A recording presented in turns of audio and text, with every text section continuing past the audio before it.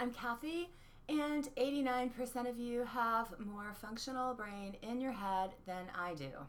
Hence, MS in the 11th percentile, because I have experienced accelerated brain atrophy, shrinkage, and scarring.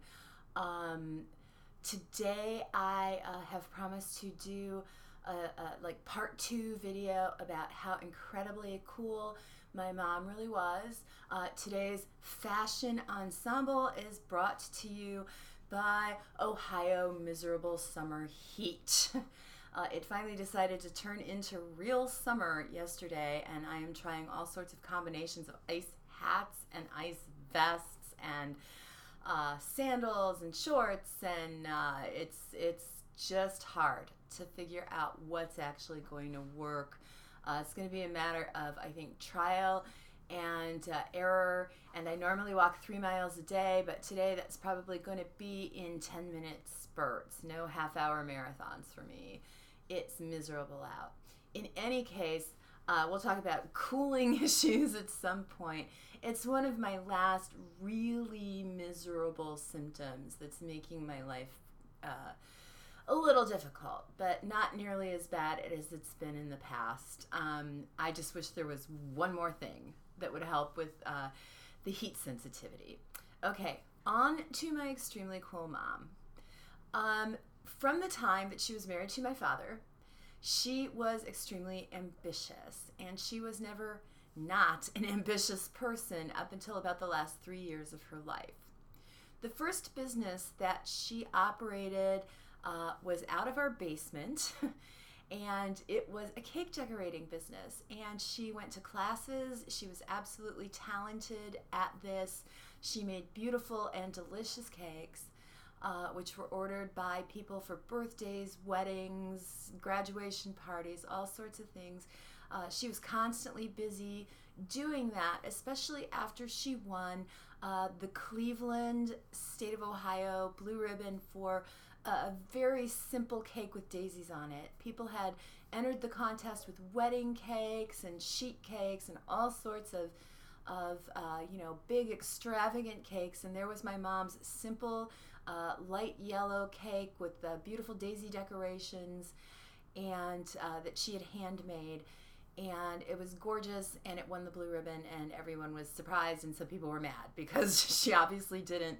I mean, she put effort into everything, but she obviously hadn't, baked 100 cakes and sat them all together with a fountain in the middle or anything. So her simple little cake won, like I said, the Cleveland, Ohio, State of Ohio Blue Ribbon for the best cake in, I think, 1970, something like that. By 1973 or 4, which would have put me right around 7 or 8 years old, she could no longer do the cake decorating because she lacked the hand coordination, and she also couldn't take the heat, literally, and had to get out of the kitchen. So she thought for a while and decided to plunge herself into something that had for a long time been a hobby, but she always understood that there was a serious potential for making some money this way, and for certainly getting lots of free items. That's called, I think today, super couponing or coupon queen or something like that. Back in the day, it was called refunding.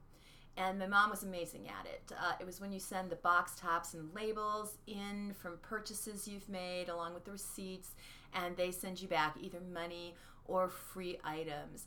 My mom was so good at this that we were actually having about 6 or 7 families saving us their labels and box tops and bags of things that had UPC codes on them or just had proof, and then also their receipts to prove that they bought it. And then she would literally, for each deal, fill out in the different addresses like 6 or 7 times. I realize it's supposed to be 1 per household, so she did it as 1 per household. The deal to be on her list, of course, was saving your box tops, etc. for her. And as a member of her list, she got the money and you got anything else that she sent. And she got some amazing things. And I Most of the toys I played with and most of the clothing I wore had corporate logos on it. Tricks are for kids, Cuckoo for Cocoa Puffs. I had shorts that said Libby's, Libby's, Libby's on the label, label, label. I played with a doll that if you pulled her string, it said Libby's, Libby's, Libby's on the label, label, label. Now, this was to continue until I was well into college, and by that time, she was running another business, her third business.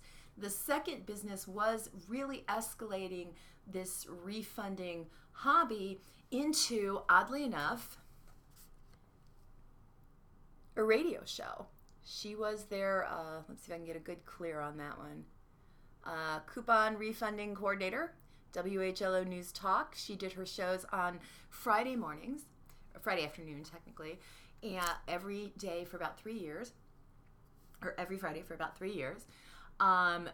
She got that job by listening to WHLO and hearing a woman talk about coupon savings and refunding. And my mom said, I could do a much better job than that. I could do a completely much better job than that. So we said, all right, call the radio station and see what happens. And sure enough, she took someone's job away from them. She started the following Friday. And that is, somewhat awful, but also somewhat awesome. Whatever she said when she called the station convinced them that she probably could do a better job of this. Now, to show how well she actually did at this, I would like to show the first article that appeared in the Akron Beacon Journal about my mom and her amazing coupon mad skills. That's a picture of her. By this point, it was 1982. She was, or 81, it's up there in the corner, 81 or 82. So I was in high school, and she didn't want anybody taking her picture in her wheelchair. So she got into a regular chair to get that picture taken. And this also talks about another one of her business ventures, which was planning a convention that was going to occur in Akron, where we had over 200 people meet to swap box tops, deals, forms to fill out. They would make what's called complete deals that had the receipt and the labels and the form filled out, or the form that you could fill out, and they would just trade these back and forth. So if you had a $5 one, they would trade you maybe 5 $1 refunds. It was sort of done like that. And I have an article from the Cleveland Plain Dealer about that, about the convention. So here's the Cleveland Plain Dealer from about 6 months later. That is not a picture of my mom, but it does talk about the 200 refunders, and somewhere in this article is definitely a mention of my mom because she's the one who organized this, got it all together. And I was her secretary by the time I was in high school, so I opened all the envelopes, booked all the rooms, did all of the planning stuff. I mean, she told me who to call and what to order, and I did a lot of that. And in the meantime, she spent her considerable talent talking people out of things to call around to area local businesses and trade them a small advertisement in the program for this convention in exchange for door prizes. And my mom had about 4 door prizes per person. So it was amazing. It was free meals from Arthur Treacher's Fish and Chips, McDonald's, things like that. A crystal bowl from one of the banks that we dealt with. But she got them to bankroll every kind of thing that was in this because, she promised access to 200 good consumers who clearly were all about spending money on this stuff and then getting their money or their beach towels or their beautiful cooking sets or whatever companies were offering. Just to show you the level she was working on, here's a second article from about 1.5 years later, where she is on the cover of Lifestyle section of the Akron Beacon Journal. And you will see on there, Jan Griffiths, that's my mom, rang up a grocery bill of $137 and got out her coupons, and she paid 80 cents by the time it was all tallied up. So that's pretty darn amazing. Of course, they had to put a newspaper story about that. She made an enormous amount of money doing this, probably about $400 a month, believe it or not. Which, see, at the time in 1981, to have $137 of groceries was about the equivalent probably of $400 of groceries right now. I mean, this is when ground meat was still 69 cents a pound, and when a can of SpaghettiOs was still 25 cents, and you could still get deals on 10 for $1 macaroni and cheese. So there were an amazing amount of groceries in there. Now, she continued this hobby up until about the year 2002. And then she became a little bit too ill to really do it by herself. So when I would visit, I would fill out things for her that she had collected. She was very organized. She had it all in filing cabinets, but the table was always a mess. But I tell you one thing, this woman always knew where everything was in those piles. So the last business that she ran, she started as my dad's factory was closing, but that turned out to be a really good thing because she was coming into the time where she needed to not be alone. I was gone from college. My brother had left for Florida. My dad was still working, but unfortunately his plant was shuttered in 1989, and he was therefore able to take over not only helping my mom with her personal care, etc., but helping maintain the equipment for the business. Now, my mom's role in the business was to be the owner-operator, not to be someone, obviously, who went into the houses to clean. That was a team of 3 women that would do that. It was unfortunately hard to keep people in that job, and I often would fill in. My dad would sometimes fill in on the crews if there weren't enough. It was called We've Got It Maids, and it operated in the Akron suburban area. And she was one of the first people ever to do sort of the Mary Maids model. You might know about them, or any of those team cleaning kind of things where they come in and they, get through your house for $100 in an hour and a half, that kind of thing. She paid better than a lot of places paid. At the time, minimum wage, believe it or not, was $2.85, and she was paying about $7.50 an hour. Still, though, people didn't like the work, and I can see why. I did it too when I was home from college during the summers.